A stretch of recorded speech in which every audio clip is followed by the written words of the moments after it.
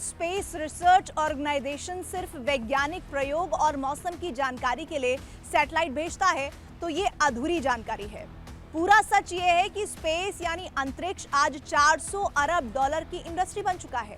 अगले 60 से 70 सालों में स्पेस इंडस्ट्री कई ट्रिलियन डॉलर की होगी।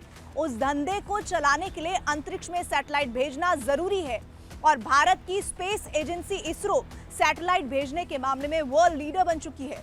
जिस इसरो को अपना पहला सैटेलाइट भेजने के लिए रूस की मदद लेनी पड़ी, उसने बीते 5 साल में 1100 करोड़ की कमाई कैसे की, देखिए हमारी टेली सीरीज का ये एपिसोड छलांग, अ क्वांटम लीप।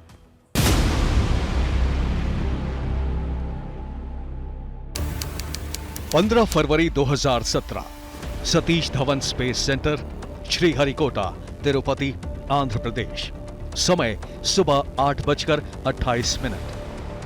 इसरो का पोलर सैटेलाइट लॉन्च व्हीकल उस दिन अंतरिक्ष की अभूतपूर्व उड़ान भर रहा था।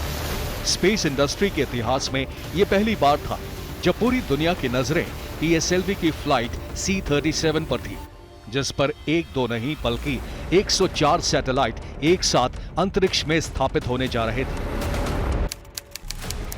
14 फरवरी 2017 प्लैनेट लैब मुख्यालय, सैन फ्रांसिस्को, अमेरिका। समय शाम 7:40 लोकल टाइम। अमेरिका में उस दिन वैलेंटाइंस डे था, लेकिन सैन फ्रांसिस्को में स्पेस कंपनी प्लैनेट लैब की पूरी टीम बड़ी स्क्रीन पर इसरो का चमत्कार देखकर तालियां बजा रही थी। जानते हैं क्यों? क्योंकि इसरो के पीएसएलवी रॉकेट पर 88 सैटेलाइट इसी कंपनी के थे। संयुक्त अरब अमीरात और फिनलैंड का हाल भी कुछ ऐसा ही था।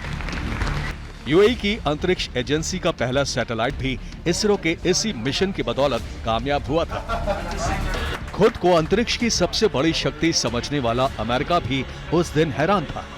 अमेरिका में नेशनल इंटेलिजेंस के भावी डायरेक्टर डैनियल कोट्स का दिमाग घूम चुका था कि इसरो के वैज्ञानिक एक रॉकेट पर 104 सैटेलाइट्स भला कैसे लॉन्च कर सकते हैं। अंतरिक्ष में भारत की हैरतअंगेज छलांग वर्ल्ड मीडिया में छाई हुई थी। चीन से लेकर यूरोप और अरब देशों में यही खबर छाई हुई थी। दुनिया के लिए ये वर्ल्ड रिकॉर्ड था, लेकिन भारत के अंतरिक्ष वैज्ञानिकों के लिए ये उपलब्धि एक छोटा सा पड़ाव भर थी। इस अभियान से इसरो ने 10 करोड़ डॉलर यानी साल 2017 के हिसाब से करीब 650 करोड़ रुपए की कमाई की थी। इतने बड़े मिशन के लिहाज से आपको ये रकम छोटी लग सकती है, लेकिन ये रकम इसरो के वैज्ञानिकों को बहुत कुछ याद दिला गई।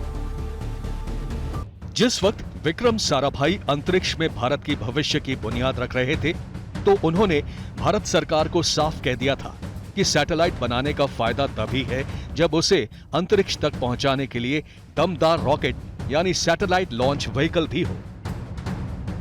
रॉकेट और मिसाइल की तकनीक एक जैसी ही होती है और कोल्ड वॉर के उस दौर में रॉकेट बनाने की खबर फैलते ही भारत का दुनिया भर की खुफिया एजेंसियों के निशाने पर आना तय था।